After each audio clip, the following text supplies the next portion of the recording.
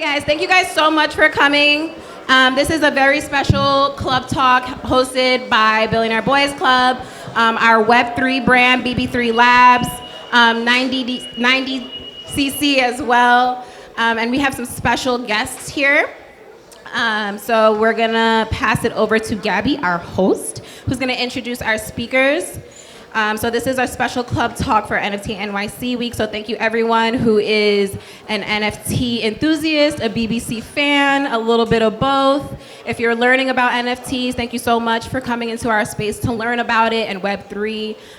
This panel that we have here, they are amazing people in this space to learn from. And so yeah, I'm gonna hand it over to Gaby. Awesome, thank you so much. Hey everyone, thank you all so much for coming. I'm so excited to be here. Thank you so much to Billionaire Boys Club, BB3, and 90cc for hosting this awesome event. Before I get started, I feel like I just love that we're all wearing the same shirt. I feel like we're on a dance team or something, or like a sorority.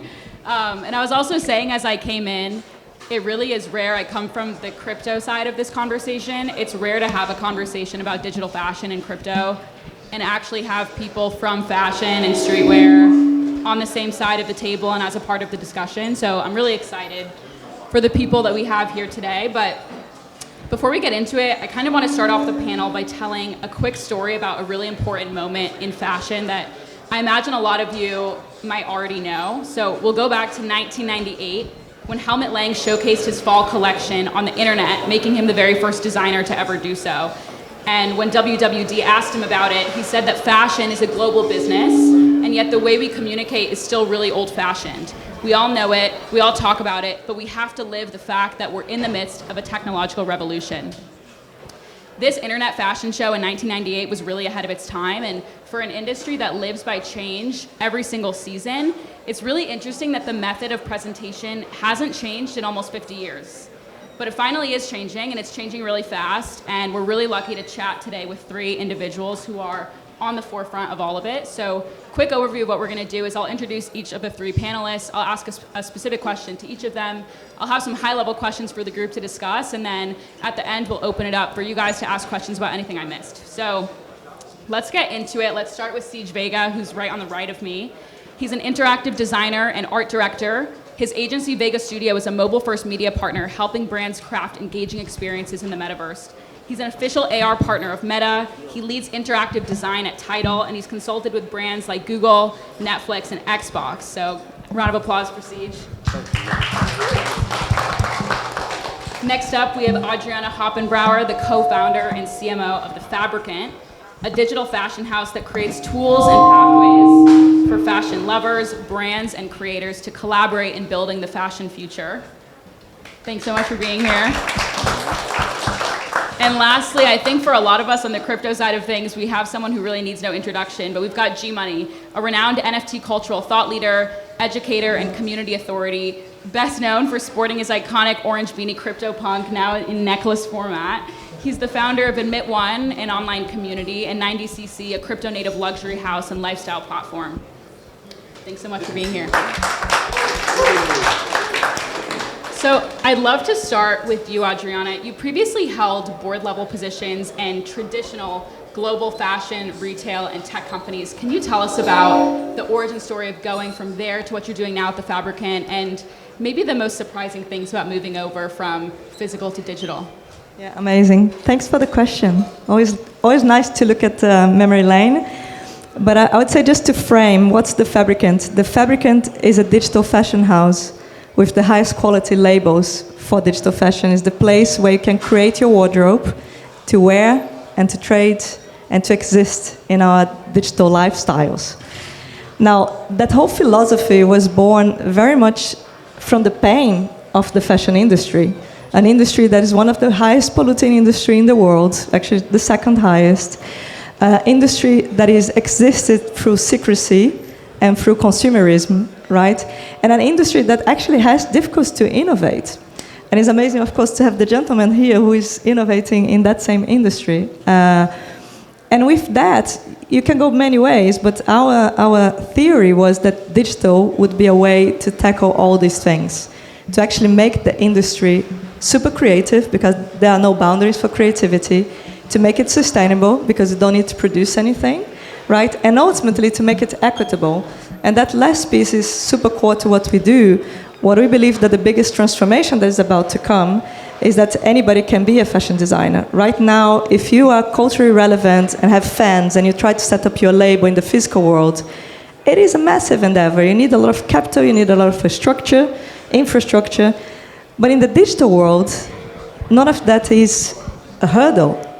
You actually just need diehard fans that want to leave your brand in this digital space. And that is highly disruptive. And I feel like we have a bit of a Trojan horse here in the room, where we are kind of coming in and partnering very often with big brands, but actually knowing that the biggest threat is these micro communities, is these culturally relevant personalities that will be able to compete them on the same level and with the same credibility.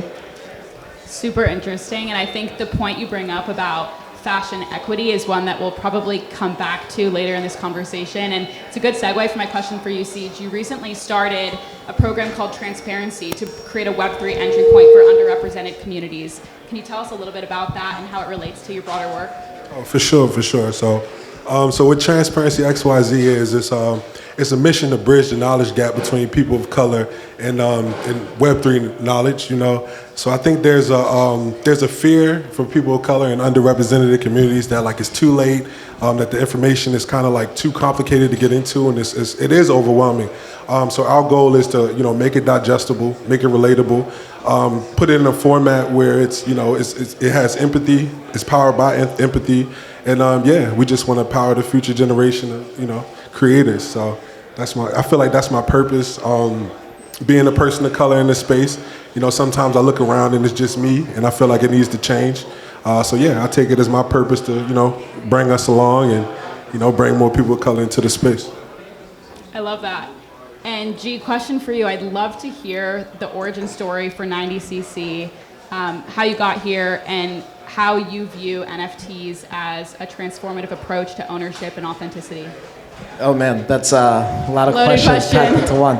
Well, first off, thanks for having us, BBC. This is awesome to see so many people here on a Friday afternoon. Pallavi, what's up? I think with regards to my origin story, it started with Fortnite, right? On the first day of quarantine during COVID, I started playing Fortnite. I started playing with my friends and their nephews. These kids are 12 years old. And the first thing that they asked me was, what skins did you buy, right? And I'm like, I come from the old school world where, it gives special powers, give me extra kills, whatever. And I'm like, no, I'm not going to pay money just to change how I look. But then after a couple of weeks, I started buying a bunch of skins, and I realized that kid is 12 years old today. In 10 years from now, he'll be 22. He'll have his own disposable income, and he'll be totally okay with owning a purely digital asset. And that was before I even knew what NFTs were. I just knew that there was going to be this digital asset ownership economy. And when I found NFTs later that year, I had that aha moment, right? And I remember one of the first conversations I had in the space was there has to be room for a metaverse fashion brand. But at that time, and this is 2 years ago at this point, almost 3 years ago, nobody's hanging out in these digital metaverses, so why would you buy clothes for those digital metaverses? And then I had the opportunity to partner with Adidas for their Into the Metaverse launch in 2021, and it was at that point that I really just I talked to my team and I was like, listen, the tech is there, right? I want to create an aesthetic that I personally want to wear that represents who I am in the real world, because I'm Gmoney, a CryptoPunk ape on the internet. But that doesn't necessarily mean I want to walk around with a huge picture of my ape on my chest. And so I wanted to create something for myself that I would want to wear. And that was really kind of like the origin story behind the brand itself. And utilizing the NFC chips, that are here in these BBC shirts as well.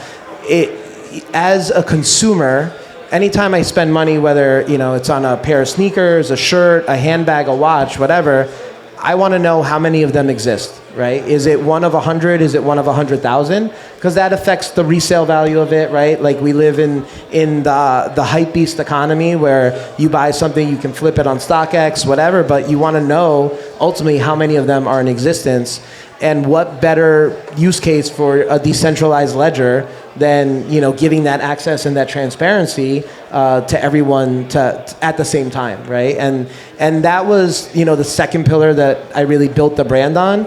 And the third, and this is what, we've been doing all week, is that now that you have this product out in the wild, how do you build that community in the real world, right? Because I think, especially during COVID, we're all locked in our homes. We're all yearning for that human connection, and we're talking to each other, whether it's through Instagram, Twitter, Telegram, Discord, all these mediums.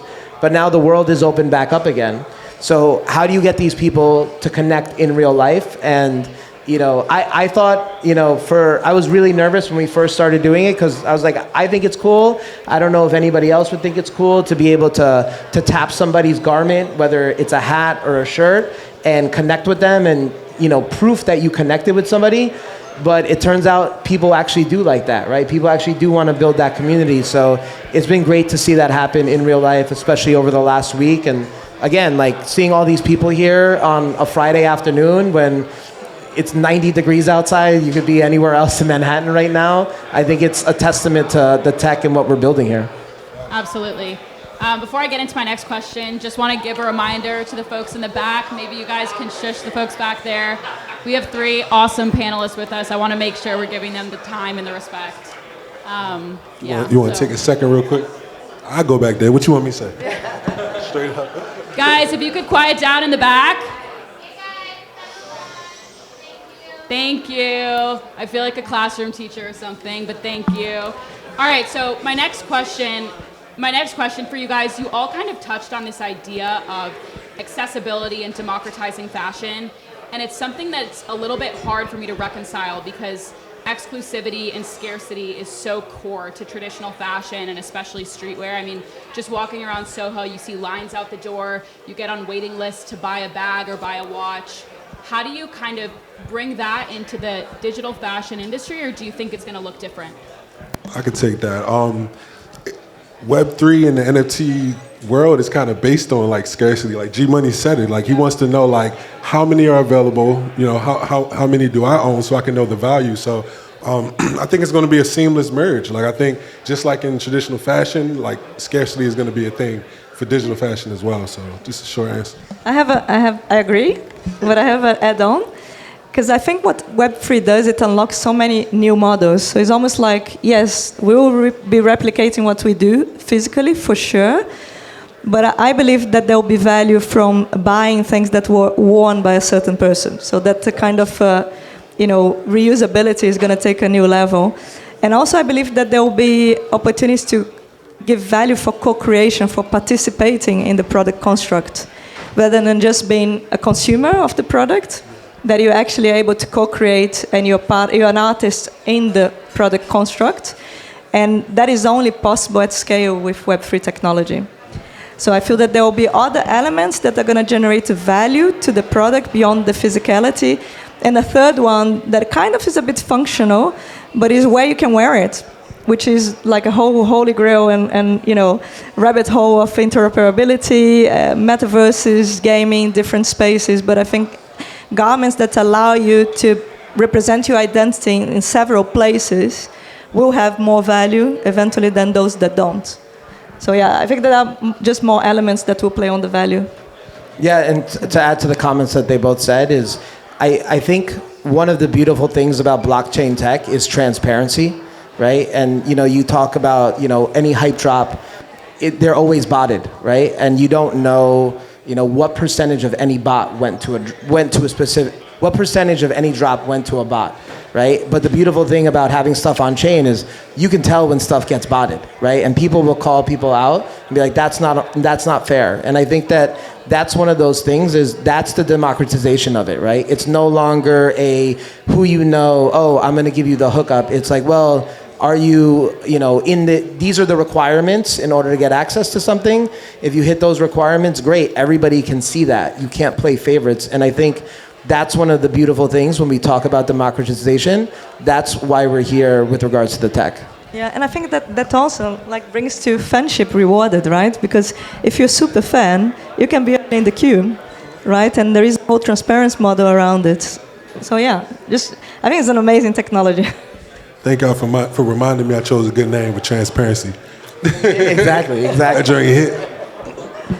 you three are all actually focused on slightly different areas of digital fashion. So Ceej, you work in augmented reality, so it's kind of this concept of wearing digital fashion on your body, like on social media. Adriana, you focus on actual digital fashion for digital avatars, right? As we move more and more online, our digital identity becomes more important. And Gmoney 90cc is physical clothing that's tied to the blockchain. How do you each think about it, and how do you think they all kind of fit into the space? Yeah, I can start because our holy grail is actually to allow to wear it anywhere. So we do AR filters, digital to avatar, digital to gaming, and actually it is about creating more and more utility and giving value to that product so you can truly build your wardrobe and wear in every single environment that you feel you belong to.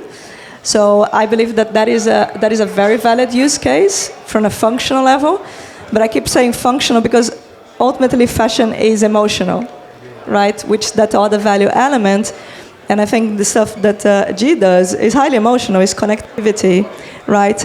AR filters can be super magical and actually are beyond just the wearing. You're expressing your identity in a certain way. So I feel that the realm of digital product is much richer in that storytelling layer and that cultural relevance than the pure physical one. So that's where we stand. And from an AR standpoint, I feel like augmented reality added like an additional layer of expression. It kind of took you beyond like the linear layer of just being able to throw a fit on. Like now you can add things that you couldn't before, like animated elements or outer-worldly elements as well. So I think, I'm looking forward to that additional layer of utility that brings more value to actual physical product. Yeah, I think I agree with them all. I think ultimately we see a convergence of all this tech together, right? I know every time I see new protocols come up or people working on new projects, it's always exciting because that's an incremental step. I think with regards to the AR and the digital stuff is like, I think we probably need one more evolution in terms of the hardware to really get there where it becomes really seamless and it becomes really easy. And I'm really excited for that, and I think that's where you probably have your leaders like Samsung, Apple, Google, Amazon. I'm sure they're all working on some sort of form factor that we'll be able to plug into that will merge both the physical and digital realms long term. We're just waiting on the glasses to hit. What I'm saying? Like, all of this is like Apple. the prerequisites. You know what I'm saying? For when we've the glasses been waiting hit. on the glasses. Yeah, we see this shit in real life. Yeah. There's a really interesting concept. I don't know if you guys are familiar with it, called the horseless carriage syndrome, where basically when cars were first invented, people referred to them as horseless carriages because they couldn't comprehend what a new paradigm of transportation would look like. And I actually feel like we see a lot of that in digital fashion, where it's really hard for people to imagine what the next iteration of fashion and culture and streetwear is going to look like because we're not quite there yet, as you said. So in some ways, it might mirror the physical life, right? We'll buy physical clothes that are tied to the blockchain, and in some ways, it might look entirely different. We're investors in a company called Tribute Brand that puts digital clothing on top of you, and you can kind of get a stylist to put clothes on you to wear on social media. And it's pretty interesting because sometimes it looks good enough that you really would have no idea. And it kind of brings me into my next point. I mean, I work on the crypto side of things, and I have a lot of skeptics come to me and say they don't understand digital fashion. And I say to them that digital fashion already exists because we buy clothes via e-commerce so that we can wear them on social media. And it's already so digital. But I guess beyond that, how do you guys think about new behaviors that you're seeing in digital fashion? What is similar to traditional fashion and what's entirely new that you're seeing? Well, first off, I didn't know you guys invested in Tribute. Like, they crazy. But a funny fact that I saw, it said, like, I don't know if it was Gen Z or the generation behind them, but it was like a survey that asked, like, do they prefer their actual persona or their digital persona? And 60% chose virtual. So it's like, it's not really about us. It's all about vibing on the future and then what's to come. And the next generation is like, they're more focused on, URL versus IRL. So, I think it's just going to be a transition in that way. Yeah, I agree. I think the reality is the behavior is already there, right? If you look at Fortnite, which makes money out of cosmetics, skins, there is a behavior already. There's a certain group of you would say, consumers that are buying digital fashion to enhance their identity. in the media that they decide to socialize. When you look at the AR filters, same story. There is more than 1 billion users of AR filters actively, right? So that's already existing. I think what we are missing is a true easy experience overall. That is what we have been working super hard on the non-sexy stuff, which is make it easy to buy, make it easy to wear, make it easy to trade. And that is the disruption is coming. In my mind, the disruption is coming this year. Like, we work with a lot of brands and independent designers who want to get into the space and are very eager to unlock these new possibilities, right? They're very eager to actually bring these new models of digital, whether it's digital to avatar, digital to physical, or digital to digital, within their business model. And they're strong believers that their fans are ready for it. And that is like being a pioneer. You tend to see things that the others don't see quite, like what you're saying, right? You see the carriage without the horse. But I see more and more the traditional world waking up to the opportunity. It is not alien anymore. You can identify the type of people you want to speak to. And it's about getting the right experience out there. That is really like our holy grail this year. Is all about getting as many experience out there with the right players to bring the masses, because I think the time is ripe. Gee. I don't really have any other comments to add to that. I think they hit the nail on the head. Cool. I just want to get a quick gauge of who in the audience has a question, and then if there's a lot of questions, we can wrap it up and move to you guys. Just show of hands if you have a question that you'd like to ask. All right, we've got a couple. So I'll wrap it up with one more question, and then we can pass it off. My question is, what is the preferred software of the goats of the digital fashion industry? Is it Blender, Unreal Engine? Like, what is it? What is it that everybody's really using technology-wise? I would say Clo 3D and Marvelous Designer. Yeah, I would say those two. And then, of course, like, you can use traditional 3D software to, design fashion, but those are specific for fashion design. So I think those are going to be like the leaders of the space for sure. Is everybody bridging to Unreal Engine and Unity? How's things being presented? Yeah, I think Unreal Engine and Unity, they're kind of like more so like world building platforms. They have the ability to, tap into fashion, but I think those are specific to building like actual metaverses and interaction.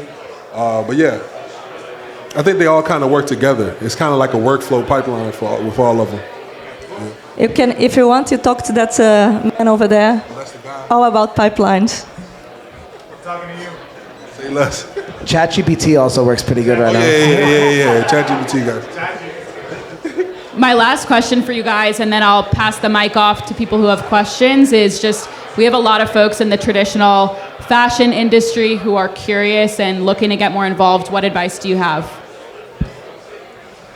I would say just be open to learning. I think one of my strengths is I understand that I don't know everything, and that I can learn from anyone, no matter how old or young they are. And a lot of times it's from people that are younger than me, right? Especially when you're talking about the future, right? And you want to talk about where trends are headed. You want to know what teenagers are doing, right? Like, I'm not a teenager, so I don't know what they consider cool. But when I talk to my friends, or I talk to a kid under 18, I'm like, what are you doing? What are you playing? What do you spend your money on? Where do you spend your time? Because that's going to tell you where the ultimate trend is headed. And, ultimately, to what Adriana just said, is Fortnite is probably one of the biggest fashion brands on the planet right now. They do so much in sales at really high margin business, and that's something you really have to take really into account over the next 10, 20 years, and just understand that you don't know everything. I think that has helped me a ton. 100%. I would say, come and talk to me, because no, again, what I said, we are in a mission to bring this industry into the Web3, right? And if you are a label, if you are a personality that wants to create a label in the digital space, if you are a fashion brand, really, really would love to engage in the conversation and show the path. And to your point, just try it out. I think we are in the moment that we need to try it out. We need to be open to learn. We are building the industry as we speak, and it's exciting. To add on to what they already said, I think, of course, doing your own personal research and being inspired about it and not being, kind of daunted about it because it seems overwhelming. So, like, embrace it, do your own research. And I would say, start finding your tribe, start finding your community because, I feel like I learned a lot more from people versus the internet. So, like, I think my community is what, builds me up. I got good friends. They got good knowledge. And, we just kick it to each other. And I think that's a good, strong standpoint is to, build your community and the people that surround you. Amazing, amazing advice. Thank you three so much for being here. Ceej, Adriana, and Gmoney. Give it up, everyone. We definitely have time for questions, and there's obviously a lot that I didn't cover, so just raise your hand and we can pass the mic down.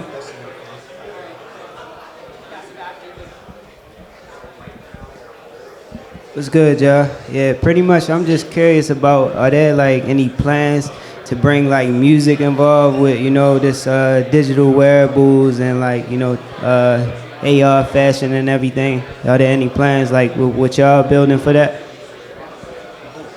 Yeah, and I can go for it. Love it. I've been chasing Warner Music, Atlantic. Give me an artist that wants to create digital fashion line because I think I actually believe that is the place to be.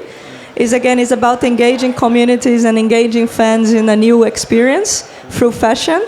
And music fashion is like, it's just hand the in hand. intersection. Yeah, hand in hand. 100%. Yeah. Cool.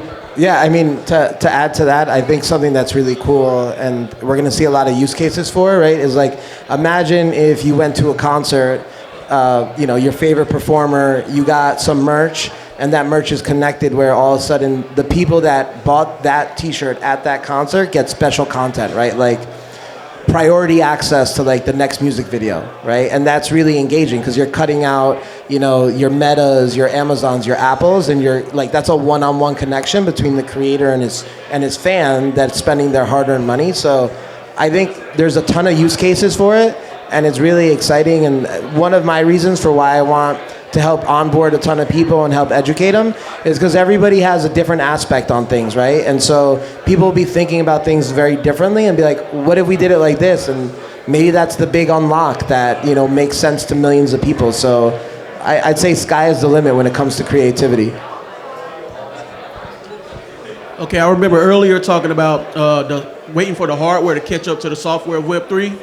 I remember, Ceej, you talking about the glasses that may be coming out.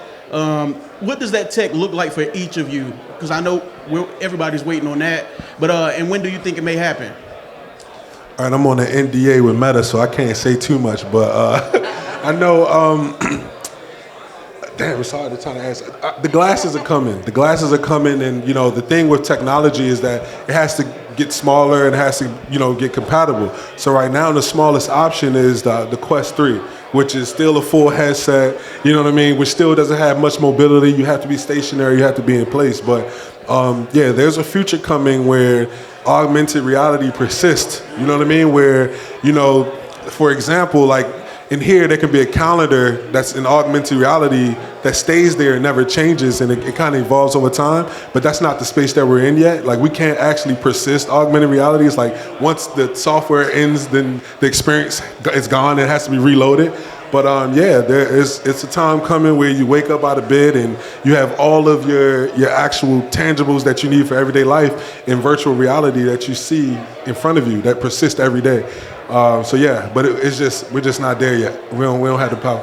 Like, I said that to say I think that's when the general public will kind of be like, that's what's going to break that. Everybody can enjoy Web3.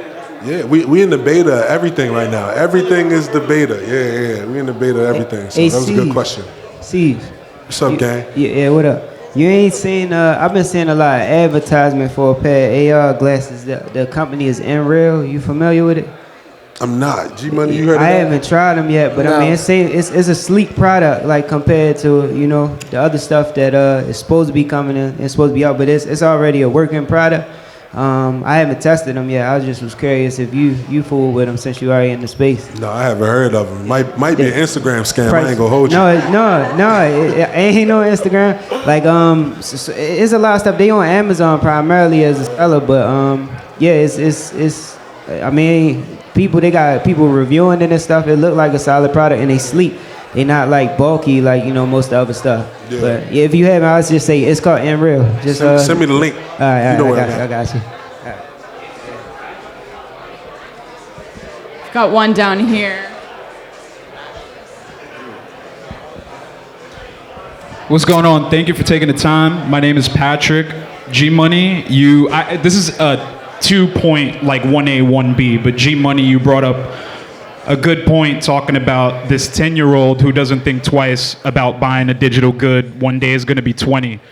1A, can you talk more about how you can prime your audience who probably isn't as like savvy or doesn't really believe in this, like a horseless carriage situation? And just how are you priming them? And 1B is like similar to that, just yeah. So yeah, I mean, hello? Can you hear me? Yeah. So I think for me, I think of the internet back in 1997, right? Where if we were friends and I wanted to share a photo with you, there was no real way for you to like that photo online, right? There was a desire for it, but there was no way to do it. Today, that's Instagram, you double tap it. My grandmother can do it, that's really easy. And I think over time, it's gonna be seamless, and I guarantee you 5-10 years from now, we're not gonna be sitting here talking about the tech. We're gonna be sitting here talking about experiences and what that's like, right? And so what I'm trying to do is I'm trying to find product market fit for things that I want, knowing that the tech will get there, that by the time that 10-year-old kid, that 15-year-old kid is gonna be immersed in this space, they already get it, right? They already get it. If you were to show them a digital wearable, I remember 2 years ago, I'd talk to my friends and I'd explain NFTs to them and they'd be like, that's dumb. I don't think that's, I think that's dumb. I don't want to buy it. I'm like, why don't you talk to your kid and see what he thinks? And every single time those kids are like, this is awesome. How can I do this? And I can make money. This is great, right? Like imagine if you were 15 years old, you make an extra $50 trading skins, right? Yeah. So I think the next generation is priming themselves. I think what's going to end up happening is how do we make it real seamless so that you don't know you're interacting with crypto, right? So boom, 1B is, I understand it as this is a gold rush. How do you prime yourself then to like set up the stakes for when it's time to dig, like you already have your shovel in the dirt? Well, I mean, I think it's a bear market right now. If you have an idea, now is the time to build, right? There's always that meme everybody says, building gets done in a bear, right? Bears are good for building. So, one of the cool things, even I was having this conversation with my team just before this. Attendance is definitely down at NFT NYC compared to just whatever it was 7 months ago. But the people that are here are the people that are here because they believe in it, right? It's not people that are coming in trying to pump and dump something randomly because they're cash grabbing. Like these are the people that are actually building something real. And I'd say just dig into it because at some point everything's cyclical, right? Right now, you turn on the media, everybody hates crypto, but I promise you that's not going to last forever. And the people that are here working on it now will definitely get the fruits of that labor in the future. Hi. So for a lot of us that are working on sustainability and fashion, I guess a question for that would be, do you think this sort of technology is more prime for sort of like the omni-channel and like experiential shopping or actually addressing sustainability issues? I can get that one because it's one of the drivers of the Fabricant, and we did a ton of research around it. One is just the whole digital production is much more sustainable than the physical one, right? So if you just from a supply chain point of view, digitalizing that is a massive gain. Then what we bet in is that right now, 30% of our wardrobe gets unutilized. You wore once and never anymore, right? So we believe that that is going to disappear because that's more the fancy items you're going to have than digitally. And a digital item has a much lower footprint than a physical one in general. So when you look at digital and the digital economy, it's just like a big win-win-win from a sustainability point of view. Hey, okay, so it may seem like a slightly simple question, but you guys are such a diverse board of people. I feel like I can get a diverse bored of answers. So like, if you're looking to start a company similar to this, right? If there is a focus, what would an immediate focus? What would you say it should be? I would say, who is your crowd, right? Okay. Who are your fans? Who is the 1,000 people? And I think that's the difference, again, in the digital realm. You don't need a store space, a retail stuff. Don't even need to produce items. But what you need is a strong brand identity. You need people that actually want to wear and live your brand in the digital realm. That's where I would start. Okay. Okay. Yeah. Yeah, I mean, to add to that is, I think it remains the same whether you're building it in the digital world or a physical world, right? You want to have your point of view. And to exactly what Adriana just said is you want to find who are you building for? Who are you, where's your product market fit? And build for that consumer, from day one, right? And I think it's just traditional, probably just still traditional pillars of business of just starting any brand. But I just think you have these tools that can superpower that growth right out of the gate. Okay, so kind of like you're like a soft public figure.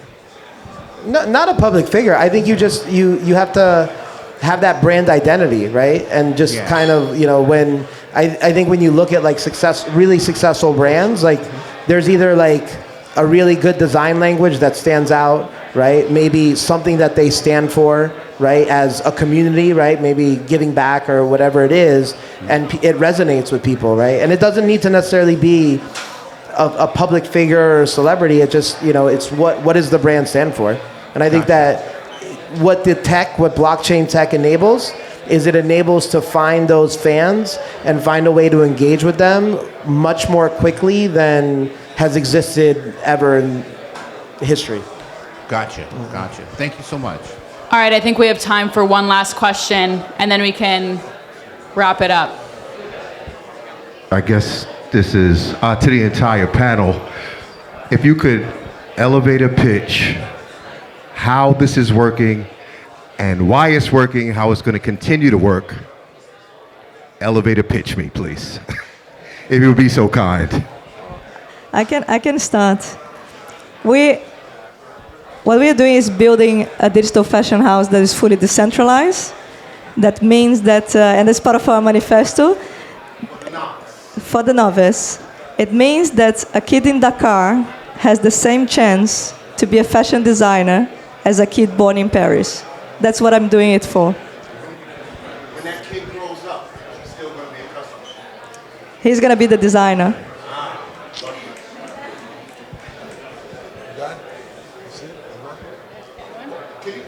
Why does it connect on a human emotion? Why? With me? With anybody that wants to do this. Yeah. Why? I'll start with me. I'm Brazilian. I was born in a place where the kid in Brazil never have the chance to set up a successful brand. And for me, fashion is all about identity. And identity is a right. You being able to elevate your message and distribute your personal message is a human right through fashion. If we can do this through fashion, we can do it anywhere. So that's my personal drive. Now, why I think it matters for anybody is because fashion is identity. And you want to express it freely. I think everybody wants to express it freely and create communities around it. And again, I'm a big fan of what this man is doing because, he's creating communities around fashion that acknowledge who you are as a person. You are not a consumer anymore, right? You're connecting with each other on an individual level, and he's the conductor of that connection. And that is next level, right? What we are building is enabling that through technology, is enabling to the gentleman that asked the question disappeared, anybody to launch a fashion label and create those communal connections around them and evolve as communities. Does it make sense? A lot of sense. Okay. I can tell you from my perspective too. So I was born and raised in Baltimore City. So like growing up, you know, I always was looking for escape. You know, I didn't really understand, you know, why my surroundings didn't look like what was on TV, you know, what was out and happening in LA, or, you know what I'm saying? So like, I kind of grew up with like this mindset of escapism.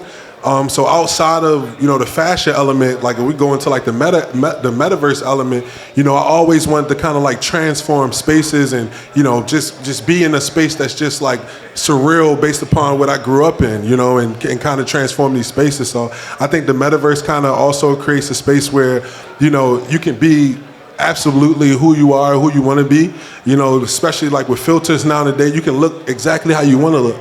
In the metaverse, you can literally be a character if you want to be a character, you know what I'm saying? So I don't know, like that's the, you know, personal and emotional element for me, is just like I just, you know, grew up wanting to escape the city, you know what I'm saying? Like for real. So yeah, that's kind of like my inspiration and why, you know, I believe in, you know, what's to come with Web3, the metaverse, and digital fashion and everything. Amazing. Well, it's an amazing, strong end to this awesome panel. Thank you all again so much for being here. I learned a ton. I think you all learned a ton. We're going to wrap up the panel format now and get back to music. Feel free to grab a drink, come say hi. But thanks again, everyone, for listening and being here. Thank you, guys. Real quick, before you guys go to the bar, we have some announcements first. Thank you.